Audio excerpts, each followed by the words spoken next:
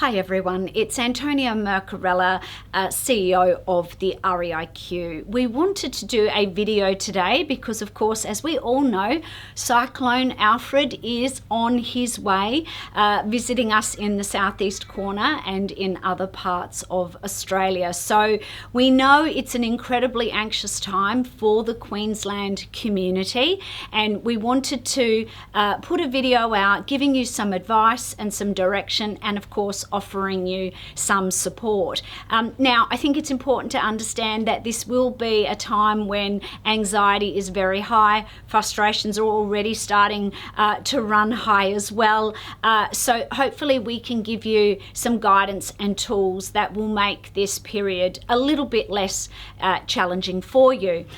So what we wanted to talk about today are a couple of the key items that we think are important to cover and some of the commonly asked questions that we are getting. So look, the first topic I wanted to touch on is really about safety first. That really needs to be the principle that we all adhere to throughout the course of the coming days. So let's start with looking at open homes and auctions. Obviously, we may be holding an open home for the purposes of selling the property or for the purposes of leasing the property. We would strongly encourage you, if you haven't already done so, if you had any opens or auctions scheduled in person on Thursday or Friday of this week, we would strongly encourage you to reschedule those if you haven't done so already. That is reflective of the guidance that the Queensland State Government are issuing as well. So really think about that. Now, in terms of Saturday, when we are thinking the event would have passed. Again, it's difficult to know at this stage whether you should or shouldn't hold that. It will be based on individual circumstances.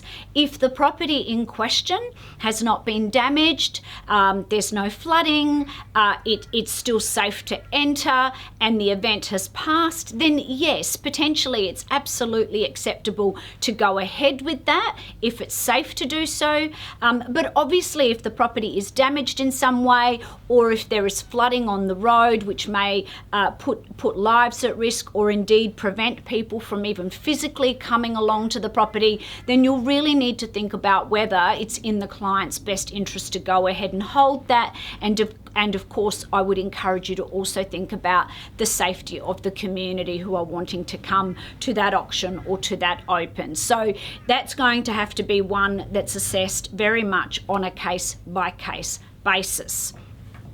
I also, just on that topic, we know that as well these events have a tendency to affect things like vacating tenants and incoming tenants, and of course property settlements as well, where we've got the changeover in ownership happening. Now again, all of that will have to be assessed on a case-by-case basis, and what we would encourage you to do is, when those situations or scenarios arise, get in touch with us and we can have a talk to you about what the right course of action is based on the particular circumstances that you are dealing with, because of course, as I'm sure you all understand, there is no one-size-fits-all solution when it comes to these sorts of events. The next topic I want to touch on is working from home. For the real estate principals watching, wondering what to do about team members, it's a great question. Again, we would strongly encourage you to always be thinking about safety first. You do have obligations to keep your team members safe, and I know that that's something that real estate principals are committed to doing.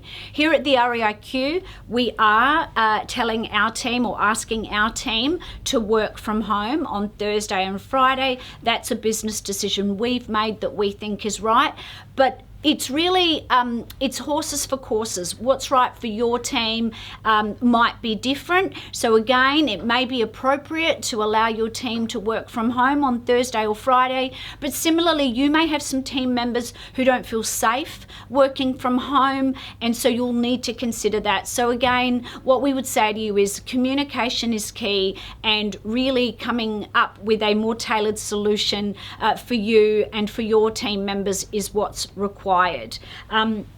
Now, I wanted to touch on resources and some guidance that we are offering you. The first thing is the disaster toolkit, the natural disaster toolkit. This is an extraordinarily useful resource. We put it together many years ago in response to one of the Townsville floods. We've continued to develop it and evolve it over the years. It's a Bible that is going to guide you through most of the commonly asked questions that we get when a natural disaster hits. It's a free resource. You will be able to find a link to it in the description below. So please take time to read it while you've still got an opportunity to do so. Share it around your team, around your office, and of course feel free to print it out as well. That might be useful given the current circumstances. In terms of advisory support here at the REIQ, keep in mind we have two different support services available, one that is specifically geared towards property managers and one that is general agency advice. It is our plan to keep those services running all week long. Obviously, that will be subject to power outages and internet access and all of those sorts of things.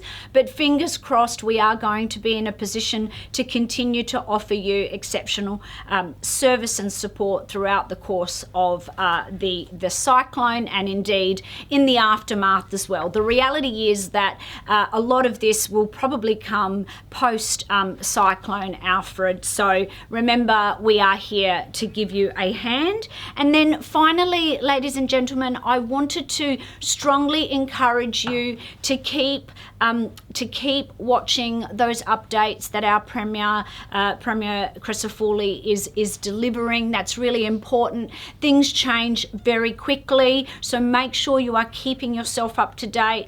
There's a plethora of outstanding resources available. Again, we will put a link or a link to the description of those so that you can get access to them. I'm sure you know the ones, but we'll do that just in the abundance of caution.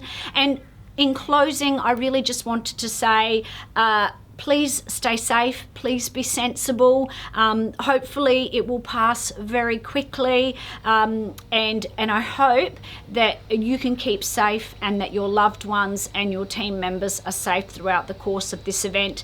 And we look forward to seeing you at the other side. Thanks for watching.